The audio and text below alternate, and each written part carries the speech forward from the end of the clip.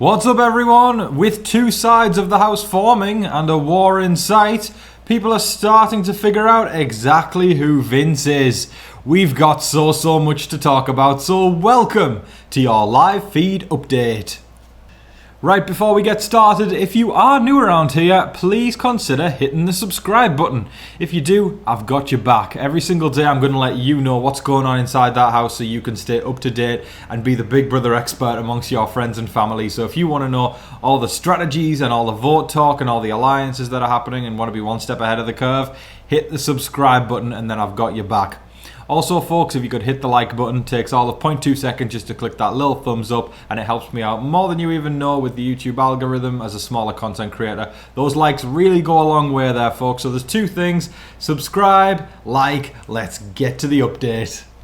Question of the day now, and there is going to be a house guest that we're going to talk a lot about today. This person is at the center of a lot of conversations right now, and that person is Vince, or Vinny if you've been watching the live feeds. What do you think of Vince? Do you think he's playing a good game? Do you think he could win the game? Or do you think his time will be up very soon? Let me know in the comment section below what you think of Vince. If you've been watching the past few days, you will know that a lot of the coverage has been centered around two tribes going to war. The house splitting into two. We've got a bunch of people on that side and a bunch of people on that side and a couple people in the middle. But the prophecy is fulfilling itself. The first update of today literally includes a proposal for one of those sides of the alliances. Zach and Lauren discussed a final 8 alliance. Ah, man, I just know, looking at all you super fans right now, how much we are jumping from wall to wall and smiling from ear to ear at the fact that there is an alliance proposed that is the size of half of the house. Yeah, 8-person alliance. Zach and Lauren obviously would be included in that, and they pitched it being Vince, Kat, Riley, Kelly, Ava, and Adrien. I've seen this story before. I know how it ends. It ends with, okay, they probably get to the final 8, and then they pick off Ava and Adrien for being the social outcasts, and then all the people that peaked in high school make it further to the end. Again, like I said, it's a story we've seen before, and we might see a little bit of pushback against it, but it really matters on those two people in the middle, because Will and Keanu are kind of sat in the middle, whereas the other people I didn't name are on the other side of the house. I'll just read them out just in case, just to get a visual in your mind. But Ashley, Rachel, Morgan, Mickey, Jimmy, and Ava is actually on that side, but the other side is trying to pull in Ava. She's not a dumbass. She's not going to fall for it, I don't think. But Will and Keanu, that's a whole other different story, because Will and Keanu, I feel like they are split in the direction they want to go, but Zach and Lauren there proposing that 8 and not even featuring them, hopefully should tell them all that they need to know. They need to figure that out, because they don't know it, but they need to figure it out. I've been saying yesterday, Keanu needs to suck it up and join Rachel's side, because if he doesn't, he is completely, for a lack of a better word, effed. He is effed if he doesn't do that. And the thing about Keanu is I feel like he can't even fathom the idea of working with all the women. And I think he would literally die on the sword, unfortunately, which is a tough thing to say. I hate those kind of updates, because it's more so delaying the inevitable is what it feels like. But Keanu needs to get with the girls, or otherwise he's a goner. And unfortunately, he doesn't really have a lot of room to choose. He kind of put himself towards the bottom of the house with the way he talks to people very condescendingly. But he continues to win the veto, so he has got something in him that one of the sides of the house needs.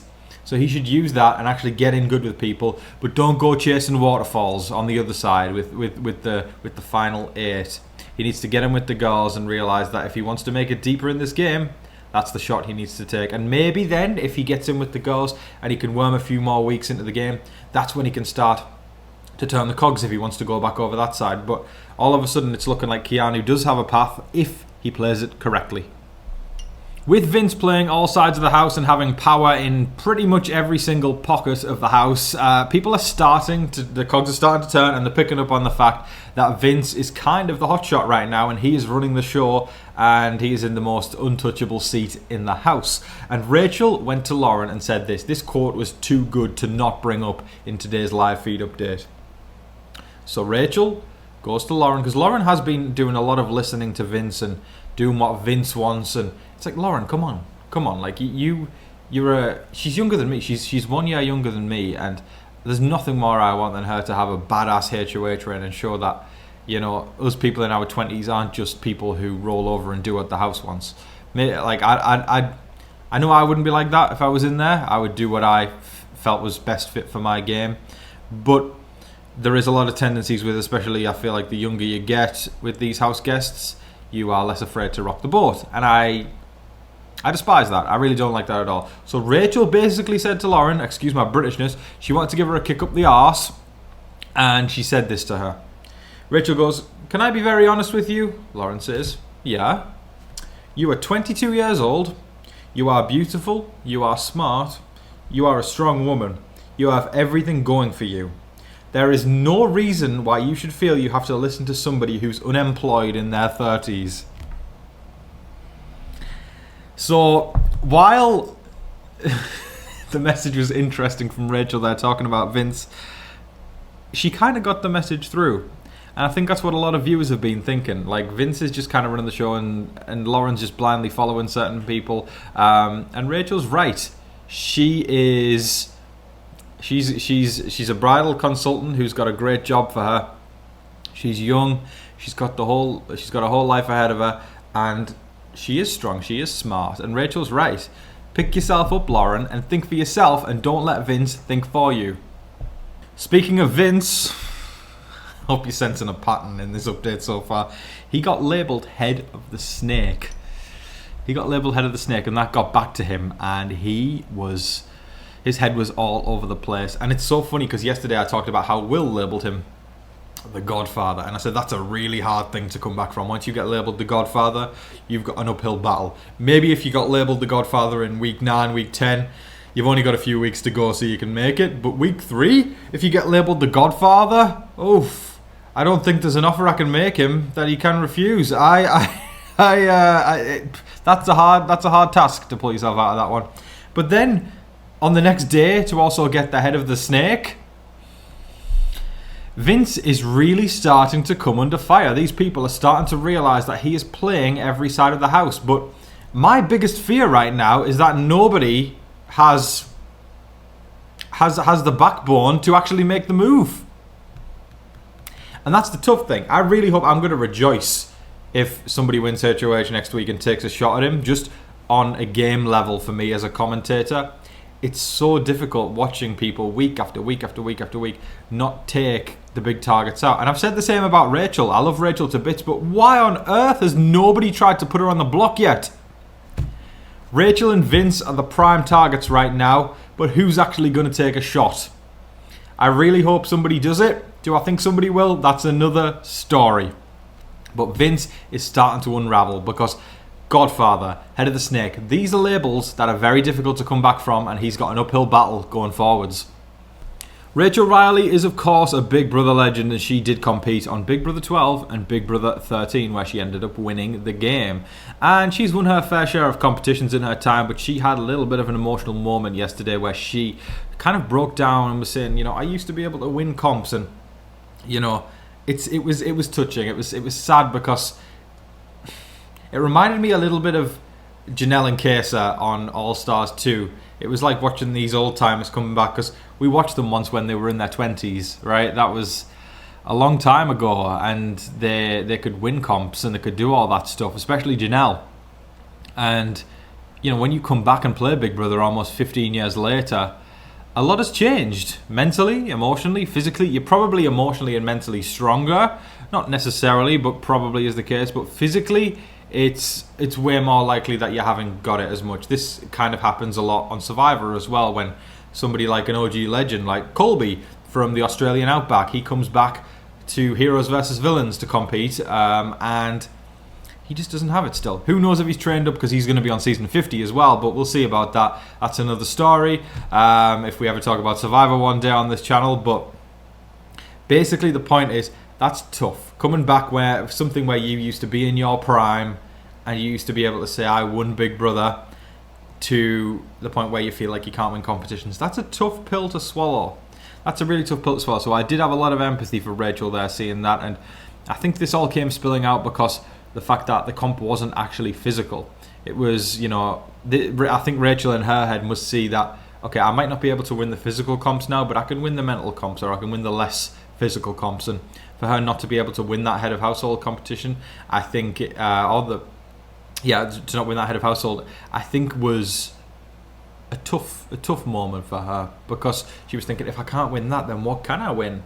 But listen, the game is still very, very early. There's still many comps to be won, and maybe Rachel can pull it back. But yeah, a very tender moment from Rachel there, expressing her vulnerability in not being able to win comps as well as she used to be. While the two sides of the house have yet to actually come into separate rooms and form as groups, they are operating as such already. Both sides have been putting the pressure on Lauren to decide who the renom is going to be. I will remind everybody, with Keanu having won the power of veto, he will pull himself off the block. I'm getting that right today. He will not pull himself off. He will pull himself off the block. And as a result, Lauren will have to name a replacement nominee. But who is that going to be? Both sides want somebody different. On the Zach Lauren side that we discussed earlier, I would say Vince's side, but he's kind of got his hand in so many pockets. Every side is Vince's side. That's the scary part about this. He's doing very well. But the Zach and Lauren side, basically, they want Ashley to be it. And I think that's what Lauren wants at her core as well. She has shown through her nominations that I feel like she isn't really willing to budge. She does all these meetings and she does all these conversations and she cries and says, I don't want to talk game and this is so difficult and I shouldn't have won HOH. But she just doesn't really change her mind. She's not gaming. She's gone in with, let's do what the HOH tried to do before and not piss off as many people. And I know for a fact that that's her strategy, because she has said it. She wants to save face. That phrase has came up, save face. She wants to save face with as many people as possible. So I guess that's working to her advantage, but it's not really establishing her as a player. Because if she wins head of household again, will she actually take a swing, or will it be a repeat of itself? But like I said, that side wants Ashley up, and I think that's what Lauren wants at her core as well. But then you've got Charlie's Angels, Rachel, Morgan, and Mickey. I love those three. They're probably my three favourites. I like Ava as well a lot. But those three are really, really trying. They're coming along and trying to sway Lauren into putting Adrien up as the replacement nom. Adrien has, of course, placed himself firmly with that Zach and Lauren side, when I don't really think they have his back. He's already been floated around as a replacement nom on Lauren's side. So if she's willing to put him up, Adrien, get out of there. Get out. Go with the other side. See, that's what never fails me as well. The absolute, in my most professional way possible, dumbassery of some of these house guests. They continue to play till they are blue in the face with the side that does not want them. Adrien has tried talking game with Lauren, but she just goes, and yeah. Adrien, wake up. Wake up and realise that this side of the house does not have your back. Start to make inroads elsewhere and stop trying to get in with the cool kids. It doesn't work.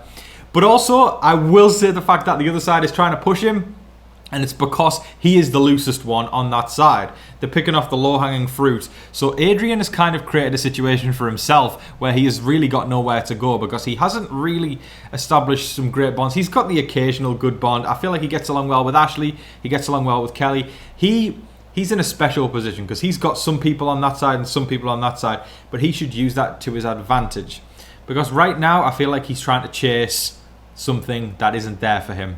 And the longer you do that, the longer you can screw up your game. But the longer you can realise what you've got, or the quicker you realise what you've got and then work with that rather than trying to chase something you don't have, then you can get a better grounding, a better foundation, and you can start to play circles around these people. Upon discovering that he may be a replacement nomination, Adrien did, of course, have a little bit of a cry fest. This is becoming a little bit of a thing with Adrien. He breaks down when he gets targeted. But the tough thing is, I feel it's hard for me to watch because I feel like he's not really doing much to get himself out of the scenario that he's in. He's a sweet guy. I want to preface that he's a sweet, lovely guy, very charming, very, very nice. But there's just something in the game where it's missing the it factor when it comes to his game, or even any factor. Oh, it's shady, Tom. It's a Monday. But yeah, to me, he needs to kick it into gear, or I'm really not going to be that sad if he walks out the door soon. And with the folks on the block, it makes more sense to get rid of Adrien, because Adrien feels like a lost cause. Like I discussed in the last segment, he is trying to chase something that I feel like has slapped him in the face so many times. Lauren does not want really to talk game with you, but you keep trying. And I love a trier, but it's like to the point where it's like I feel like he isn't aware of what I just said. You know what I mean? He isn't aware of the fact that he is trying to play Lauren. He actually actively is trying to get in with that group without actually realizing they don't really want that much to do with him. And I respect the fact he's still hustling and not giving up and still putting pressure on the head of household, but to me it feels more like he's trying to get in with them rather than play Lauren. But at this point he should be trying to play Lauren, if that makes sense. If Lauren's considering him to be a replacement nom, play her, don't play with her, okay? That's what you... And the thing with Lauren is as well, she is probably one of the most, not relaxed head of households I've ever seen, but I don't want to say like backboneless either, because it is working to her game, but the most passive head of household reign I think I've seen in years. We've definitely had passive head of household reigns, but this is just unbelievable. She just is so like, I don't want to talk game. Everyone talks at her and she just kind of struggles to make up her decisions until somebody tells her what to do, and it's just, it's draining. It's draining to watch, and it's... I could vent all day about it, but point is, it's draining. And Adrien, he needs to pick himself up, but I feel like this is like becoming a cycle, and I don't know if he's going to do that. In possibly my favourite moment of the day, I had to put this in. Ava was sat by herself, just kind of looking around, and she talked to the cameras, and she said something hilarious. Because she, obviously, we know Ava, she's unique, she's the token oddball, I guess you would say. Big Brother does a casting every single year where they get the quirky girl or whatever like that. But Ava sat there, and she's fully aware of this. I'm going to say this as well. She is the most self-aware person in this house. Say what you will, she might dress extravagantly, she might be out there, she might say like things that are out there, but she's self-aware and she knows herself and she's confident. And I love those kind of people. To me, those are the coolest kind of people. There's no facade, there's no mask, she's just real. So to all the people hating on Ava, I just get the impression that these people aren't very... I wish they could be as comfortable as Ava. I mean, there's nothing that to me that could get me to hate on Ava. Like, she's sweet. She's awesome. But anyway, she said a fantastic line. She goes, I'm supposed to be the crazy quirky one, but all of these people are fucking nuts. Self-awareness, funny. She's fantastic. I'm telling you, she's just gone to the station and she's picked up a one-way ticket to America's favourite player. She is definitely heading in that direction. I love Ava. Do you guys love Ava? Show Ava some love. Now, we did discuss one of those moments from Ava there, but she is actually gaming as well. She went up to Lauren just to plant a seed. I wish I had a bag of popcorn right now, because she was doing this really funny thing. She was shoveling popcorn into her mouth, Ava, while she was trying to talk to Lauren, and it was spilling down her shirt. That feels like a funny bit right now if I had popcorn. So imagine that, I just spilled. So she's eating her popcorn, and she says to Lauren, I'm just going to ask you one question. What do you think of Vinny? So again, Ava's trying to press on those cracks that are happening already. She's got her finger on the pulse, folks. I'm telling you that. I've been high on Mickey and Morgan, more so Mickey recently because Morgan's been chasing Zach. But Ava's starting to go up in my stock watch as well. She is doing incredibly well. Everyone likes her. That's the other thing about Ava. Everyone, no matter who you are in that house, everyone likes Ava. She's lovely. And that's going to really benefit her game. She's quickly becoming one of my favourites. She says, what do you think of Vinny? And Lauren turns around and goes, smart. And Ava goes, continues to eat her popcorn. And she didn't press it too hard. She got the point across. She said, what do you think of Vinny? Lauren said that one word, smart. And then she just hammered that home and just went. It was food for thought, quite literally. And things like that in this game, sometimes a little can go a lot further than immense pressure that a lot of people put on people, where they corner them and go, you need to do this, you need to do this, you need to do this. Ava, she's working silently. She drops a one-word thing, a little question here, a little question there, and then all of a sudden the cogs start turning. Later in the day, Riley was talking and he said that if Riley ends up in the block, I believe it was in the third person as well, if I end up on the block or if Riley ends up on the block, you guys are going to see a different mother in Riley. All I'll say to this one is I hope that means that he's going to actually start gaming. But if it's not that, folks, I hope this different mother in Riley that we see is one that is more respectful to women and less of a douchebag.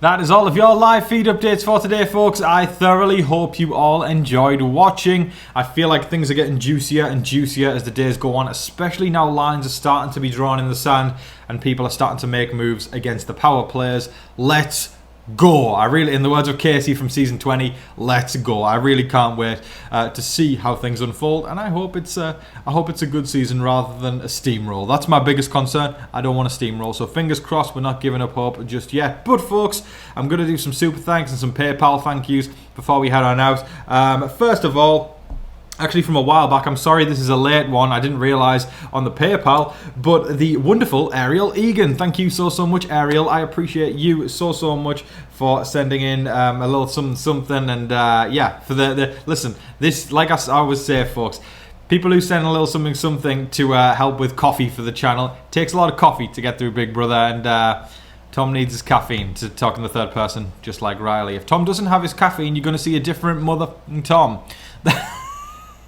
That was good. That was good. Well done, Tom. Well done.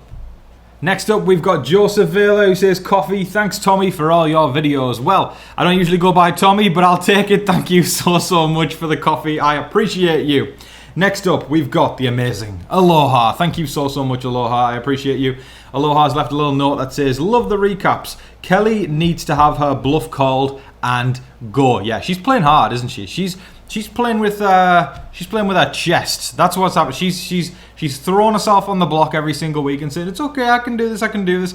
But maybe you're right. Maybe someone needs to call that bluff and actually get rid of her. But whatever she's doing right now, it weirdly seems to be working for her. Watch this space, though. She might not even get through this week. I am not or haven't really ever been a Rachel fan, but I am proud of her. She has certainly matured. Jimmy is annoying. That we can agree on, my friend. Thank you so much, Aloha. I appreciate you. Have the best day ever. Sending you a big hug. Thank you so much. And then for super thanks, we start out with the great Karen Foraker, who says, thanks always, as always, love your commentary. Thank you so much, Karen. I appreciate you. You're always supporting this channel, and you're wonderful. Thank you so much. Have the best day ever, my love. I'm sending you a big hug. Next up, we've got Richard Wallace. Thanks. If Mickey plays smart, she can go a long way in the game. I completely agree. I absolutely love her. She has been my pick for a while now. I really think she can take it the whole way. Again, these factions that are forming could put a wrench in the works, or a spanner, as us Brits say. But I'll go with American. We could put a wrench in the works, folks. It could put a wrench in the works. So we'll see if she can navigate that. To me, she's shown so far that she has the prowess to be able to navigate those difficult things. So we'll see. But yes, I think Mickey could go a long way. Thank you so much, Richard Wallace. And then last, but certainly not least, we've got the great Kimberly the Goat. Thank you so much, Kimberly. I appreciate you ever so much. Have the best day ever. How's the postcard hunt going? I know you've been talking about the postcard hunt. Let me know. Thank you so much, my love. I appreciate you. Have the best day ever. But folks, that is it for today. Like I said, I hope you've been enjoying these updates. If you are new, hit the subscribe button. I do this every single day so you can know exactly what's going on inside that house, you know, in about 20 minutes, because I know not everybody has the time in the day to watch really long updates, or even just watch the feeds for a really long time. So I like to condense things as much as I can into, you know, 20 to 30 minutes for you all to consume and just get a good feel of what's going on with the game. So folks, I hope that you're all staying safe, staying positive, and staying healthy out there. And remember to be kind to one another. That's an important one. But in the meantime, please don't forget to like, share, comment, subscribe, do all of that wonderful stuff. But until your next live feed update, I've been your host, Tom Vasey. Good night.